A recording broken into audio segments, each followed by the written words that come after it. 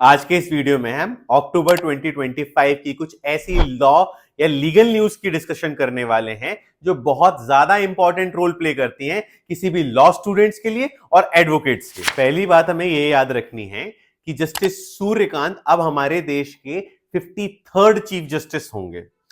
Justice Gavai ने इनका नाम रिकमेंड किया और approved and appointed by president हैं। इसके साथ साथ हमें ये याद रखनी है इनकी ओथ सेरेमनी जो है 24 नवंबर को होगी।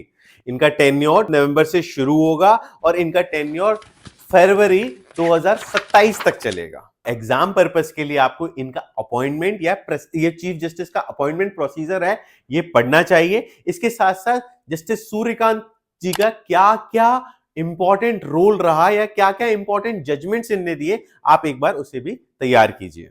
दूसरा बड़ा इवेंट ये होता है कि सुप्रीम कोर्ट 7 फैक्टर टेस्ट देता है। किस चीज से? रिगार्डिंग अनलॉफुल असेंबली में। अगर कोई व्यक्ति मियर स्पेक्टेटर है इन अनलॉफुल असेंबली तो क्या वो पार्टिसिपेंट कहलाएगा? Supreme court in case of Zainul versus state of Bihar ये डिसाइड करता है कि आपको एक 7 फैक्टर टेस्ट के थ्रू गुजरना पड़ेगा to be member of this unlawful assembly. अब सवाल यह उठता है क्या इस टॉपिक पे पहले कोई केस नहीं था? मधु निचिकर का एक केस है, उसमें सुप्रीम कोर्ट पहले ही डिसाइड कर चुका है।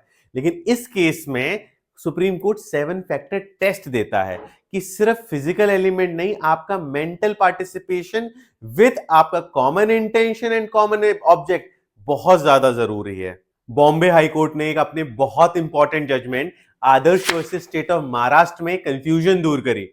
एक बैलेंस होना चाहिए between fundamental right of knowing यानी कि राइट टू नो और राइट टू प्राइवेसी के बीच में एक बैलेंस होना जरूरी है। बॉम्बे हाई कोर्ट ने यह कहा कि अगर कोई व्यक्ति या कोई कंपनी अपनी इंफॉर्मेशन जीएसटी इंफॉर्मेशन देती है जीएसटी टैक्स भरने के लिए, तो कोई भी व्यक्ति आरटीआई के अंदर आके उस इंफॉर्मेशन को ग्रैब नहीं कर सकता। ये उसकी राइट टू प्राइवेसी के एम्बिट के अंदर है, वो इंफॉर्मेशन उसके लिए सिक्योर इंफॉर्मेशन है, ये एक पब्लिक डोमेन की इंफॉर्मेशन नहीं है। बॉम्बे हाई कोर्ट इसके साथ साथ ये भी कहता है कि कोई व्यक्ति लार्जर पब्लिक इंपॉर्टेंस या फिर इंफॉर्मेशन के लिए किसी व्यक्ति के प्राइवेट इंफॉर्मेशन को गैदर नहीं कर सकता है। तो ये जजमेंट काफी लैंडमार्क है क्योंकि ये बैलेंस क्रिएट कर रहा है कंपनी के राइट्स और प्राइवेसी के अधिकार और इंफॉर्मेशन के अधिकार में। चौथी न्यूज नागपुर से है। नागपुर में एक लेक है फुटाला लेक। उस लेक के आसपास कंस्ट्रक्शन होना शुरू हुआ था जिसके अगेंस्ट में एक पीआईएल दर्ज होती है महाराष्ट्र हाईकोर्ट में। महाराष्ट्र हाईकोर्ट उस पीआईएल को रिजेक्ट कर देता है। इसके बाद वो लोग सुप्रीम कोर्ट पहुंचते हैं ये कहते हो कि ये तो वायलेशन है वेटलैंड रेगुलेशंस का। इसके रिस्पांस में सुप्रीम कोर्ट ये कहता है कि ये जो फुटाला लेक है ये वेटलैंड की कैटेगरी में तो नहीं आता क्योंकि ये मैनमेड लेक है। कोई भी मैनमेड लेक वेटलैंड की कैटेगरी में नहीं आती। लेकिन सुप्रीम कोर्ट इसके साथ साथ ये भी कहता है कि गवर्नमेंट अपने डॉक्ट्राइन ऑफ पब्लिक ट्रस्ट की जो डेफिनेशन है उसके बियॉन्ड नहीं जा सकती या एम्बिट के अगेंस्ट में नहीं जा सकती। ये जो लाइबिलिटीज हैं डॉक्ट्राइन ऑफ पब्लिक ट्रस्ट में आ सकती हैं। इस डॉक्ट्राइन ऑफ पब्लिक ट्रस्ट को पढ़ने के लिए समझने के लिए आपको बहुत अच्छे से पढ़ना चाहिए एमसी मेहता वर्सेस कमलनाथ का केस। उस केस में डॉक्ट्राइन ऑफ पब्लिक ट्रस्ट को बहुत अच्छे तरीके से समझाया है। इसके साथ साथ सुप्रीम कोर्ट ये कहता है कि फुटाला लेक के बगल में जो चीजें बन रही हैं उसमें आप गवर्नमेंट जो है वो मुंह नहीं मोड़ सकती, वो ये नहीं कह सकती हमारी कोई रिस्पॉन्सिबिलिटी नहीं है। रिस्पॉन्सिबिलिटी तो पूरी की पूरी गवर्नमेंट की ही रहेगी लेकिन पब्लिक ट्रस्ट में रहेगी rather then in wetland regulations. अगला जजमेंट है सुप्रीम कोर्ट इन रजनीश वर्सेस के दीपा में ये डिसाइड करता है अगर किसी व्यक्ति को जज बनना है हायर जुडिशियल सर्विसेज में तो जो पहले क्राइटेरिया था कि he must be advocate for 7 year वो बहुत ज्यादा एसेंशियल नहीं है। अगर कोई व्यक्ति एक सिटिंग जज भी है वो भी एलिजिबल है आज से।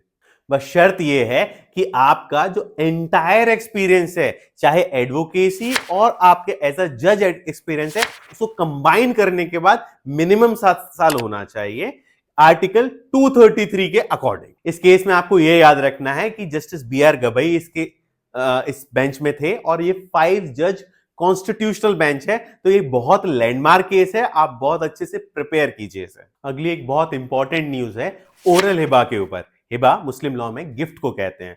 अब बेसिकली ये है कि कोई व्यक्ति ओरल हिबा करता है उसके असेंशियल एलिमेंट्स क्या हैं। तो सुप्रीम कोर्ट ये डिसाइड करता है कि आपके पास मिनिमम 3 एलिमेंट्स होने चाहिए जिससे आपकी ओरल हिबा को हम वैलिडेट कर सकते हैं। पहला ये होना चाहिए, उस व्यक्ति जो हिबा कर रहा है, जो गिफ्ट दे रहा है, उसका डिक्लेरेशन होना चाहिए।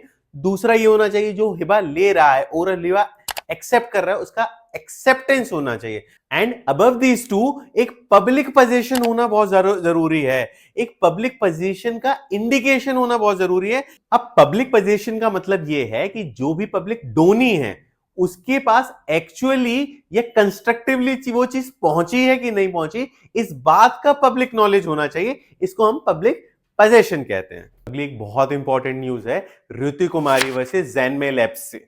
इस केस में Madras high court crypto currency को वैलिडेट करती है एज अ प्रॉपर्टी।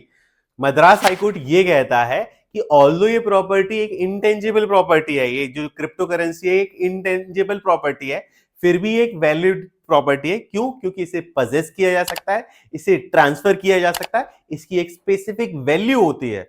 तो ये सारी की सारी वो क्राइटेरियाज फुलफिल करता है जो एक दूसरी प्रॉपर्टी फुलफिल करती हैं। तो it is to be considered as a intangible property but still it is a property. आप सभी लोगों के लिए ये बहुत ज्यादा इंपॉर्टेंट बात है कि इंडिया में पहली बार ऐसा हुआ है कि क्रिप्टो करेंसी को एक्नॉलेज किया जा रहा है, वरना इंडिया अभी तक इसके फेवर में नहीं था और बहुत सारे स्टेट क्रिप्टो करेंसी को बैन करने के फेवर में थे।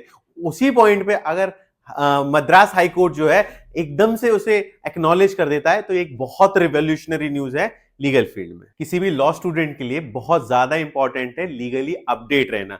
ये जो न्यूज मैंने आपको बताई वो तो कुछ चीजें हैं, इसके साथ साथ और बहुत सारी चीजें वो आप हमें कमेंट में मेंशन कर सकते हैं।